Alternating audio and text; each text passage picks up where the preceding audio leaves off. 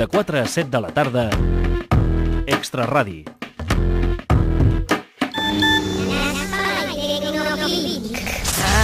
Ara sí. Escolta, això que del Googlàs farmacèutic, això emprenya molt des de fa temps als professionals sanitaris, perquè els emprenya molt que tu vagis a la seva consulta i tinguis més respostes que les que et dona ell, no? Però, dit això, jo crec que això de buscar la teva malaltia per internet té un procés, no? Tu detectes una determinada sintomatologia, no? Pot ser inespecífic, em fa mal l'esquena o no estic de bon humor. Bé, aquest és el primer element. Hi ha una primera opció que és, me'n vaig directament, intento identificar el que tinc i ho poso a Google i aviam què em surt. Però hi ha una altra opció que, si us sembla, jo és la que he triat, no? Me'n vaig al metge. A mi, jo per tenir més informació necessito un diagnòstic, és a dir, que em diguin què és el que tinc, no? Per tant, vaig al metge, aquell senyor em fa la corresponent revisió i... Resistència analògica! Està malalta la vaca. Molt bé, molt ràpid, per celebrar la resistència del Google Superfarmacèutic fem el repàs a l'orquestra de la resistència, el tambor de joguina, la maraca, la pandereta, la balalaica, la flauteta, el piano desafinat, el gerro que sona com una ampolla d'anís del mono i l'adquisició especial pel dia d'avui, el martellet que molesta, que és molt adient per il·lustrar el Google Superfarmacèutic. El típic mal de cap que no se't treu, Sí, gràcies. Dit això, entrem en matèria. Tenim un efecte entrar en matèria? Molt bé, jo... Gràcies. Per què? Gràcies. Per què s'ha d'abandonar el Google Superfarmacèutic, que és una mica l'objectiu d'aquesta secció? Quines alternatives hi ha al Google Superfarmacèutic? Són més convenients les alternatives o el Google Superfarmacèutic en si? Per respondre a tot això he fet un enorme, importantíssim treball de camp. Això és l'efecte treball de camp. Un treball de camp en el que he seleccionat 3 sensacions que una persona pot tenir al llarg de la jornada, que són gana, cansament i mareig. Això és el que passa quan li deixes a l'efectista que passi lliurement. Molt bé, i aquestes 3 les he sotmès a diferents tipus de cerques, començant pel Google Superfarmacèutic i després a les alternatives. I, curiosament, no us ho creureu, quan les he sotmès al Google Superfarmacèutic he fet servir també tuotromedico.com. Faig un incís per explicar que, evidentment, no ho he buscat jo, sinó que he quedat amb uns amics que ho han buscat per internet i jo he La típica explotadora. el que han buscat en una llibreta de quadrets que és molt analògic. Dit això, anem a veure què he tret de tuotromedico.com com a Google Superfarmacèutic. En el meu treball de camp he buscat gana. Un excés de gana pot ser un síntoma de ansiedad, bulimia, diabetis mellitus, diabetis del embarazo, enfermedad de graves, hipotiroidismo, hipoglucemia, síntoma por tomar malos medicamentos o síndrome premenstrual. I la possibilitat que sigui l'hora de dinar? Això no consta. No, home, això eren molt exagerats. Vale. Si, jo què sé, tens, per exemple, et sents cansat, doncs... Austromedico.com diu que pot ser acromegalia, anemia, artritis reumatojuvenil, cáncer, diabetis, fiebre de heno, depresión endógena, enfermedad de Addison, hipotiroidismo, infecciones crónicas bacterianas, infecciones víricas, insomnio crónico o insuficiencia cardíaca. I si et sents marejat, molt poques però molt potents. Insomnio crònico, insuficiència cardíaca, lupus o tuberculosi. És terrible. Molt bé, amb tot això obtinc la meva primera conclusió del treball de camp. Primera conclusió del treball de camp. El Google Superfarmacèutic pot ser molt perjudicial per la salut.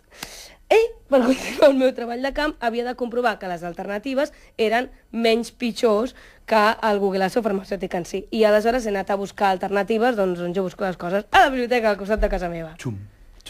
Això és la sintonia d'anar a la biblioteca al costat de casa meva, vale? Tinc molta experiència, ho he trobat de seguida, he buscat a l'apartat ciència i allà a l'apartat medicina he trobat l'alternativa analògica al Google Superfarmacèutic. Un llibre petitíssim. Sí, és l'enciclopèdia mèdica familiar, l'edita a la Facultat de Medicina de la Universitat de Navarra i pues, he fet el mateix que he fet amb el Googleazo. He buscat, he anat a l'apartat síntomes, hazte cargo de tu salut, però no he trobat ni marejos, ni excés de gana, ni cansament. Però obro una pàgina a l'atzar, això és veritat, a la biblioteca, una pàgina a l'atzar, Ara l'he marcat, però estava a l'atzar. I què em trobo a l'atzar? Què trobes? Muerte súbita durante el ejercicio. Vale, dins el capítol Salut, Calidad i Estilos de Vida. Per tant, no vulguis entrar al capítol Traumatismos del sistema nervioso. I amb això ja estableix uns pros i contres d'aquesta alternativa al Google Superfarmacèutic. Pros. que no ens ho posa tan fàcil a l'hora de trobar símptomes i, per tant, espantar-nos. I, a més, un altre pro és que tenim 1.511 pàgines per estar entretinguts Molta feina. sense comptar la introducció. Contres. Doncs exactament els mateixos que el Google farmacèutic, que ens espanta. Hem de deduir, per tant, que la meva visita a la biblioteca ha estat en va? No. No, mai! Mai. Perquè he trobat dos joies bibliotecàries. Joies. La primera, Gripe y resfriados, prevenirlos y curarlos. 191 pàgines sobre com evitar agafar refredats. Però si us agrada aquest, us tornarà bojos al següent. Yoga para usuarios de ordenador. És absolutament meravellós. He seleccionat una postura, és la de... Ui, a l'Albert Cuesta, Postura que està, sentada del león. És que la està a l'altra banda del vidre, se li estan obrint els ulls No, és de molt forma forta la impressionant. postura sentada del león. Postura sentada del león. Necessitem una cadira, ens recomanen que no ho fem si no tenim oficina privada, que ho fem a casa, i us ho dic per si ho voleu fer, has de seure, has de deixar els ulls i mirar-te la punta del nas, ho podeu fer? Ho provem. Jo ja ho he fet a la redacció, que no és privada. Has d'obrir la boca al màxim i treure la llengua al màxim i deixar escapar un sonido que quiera salir de tu boca. Ese es el rugido del león. Molt bé, perfecte, ho he fet fantàstic. Coneixement impagable que obtés a la biblioteca, però hem aconseguit avançar en el treball de camp. Em trobo molt millor. Però hem avançat una mica No, en el en treball de absolut. camp. En absolut. Per tant, continuem amb el treball de camp. Hem vist que l'alternativa a la biblioteca no funciona. Anem a la segona alternativa. Alternativa al Googleasso farmacèutic, consultar amics i familiars. He continuat amb el treball de camp i he diferenciat les tipologies de respostes que donen amics i familiars a símptomes comuns. Tot això és feina que jo he fet, eh? Primera tipologia, amics i familiars que diuen no et preocupis, que això no és res. Estic cansada. No et preocupis, que això no és res. Estic marejada. No et preocupis, que això no és res. I així successivament. No et preocupis, que això no és res. Anem a la segona tipologia. Segona tipologia, amics i familiars que sempre ho han passat pitjor. Estic cansada. Cansada? Però a quina hora lleves? Si jo em vaig passar 7 anys llevant-me a les 5:30 cada matí, com pots tu estar cansada? Jo sí que estava cansada. aquesta- Això sí que era estar cansada. Ja m'agradaria veure'm a Podem tu. continuar? Aquesta tipologia la Tercera coneixem. tipologia, amics i familiars que sempre pensen que estàs prenyada. Tinc més gana del normal. A veure si estaràs prenyada. I estic més cansada del normal. A veure si estaràs prenyada. I tinc marejos. A veure si estaràs prenyat. Molt bé, i amb això És evident que estàs prenyada. arribem a la fi del treball de camp. I amb elles les conclusions. Conclusions. El Googleazo farmacèutic és perjudicial per la salut. El bibliotecasso farmacèutic és perjudicial per la salut. I el pregunta conegutzasso farmacèutic també perjudica la salut, els nervis en concret. Per tant, des de la resistència analògica us recomanem que...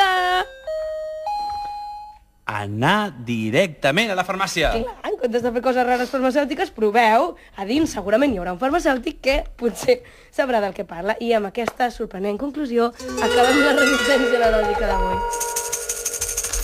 Resistència analògica! De 4 a 7 de la tarda, Extra Radi.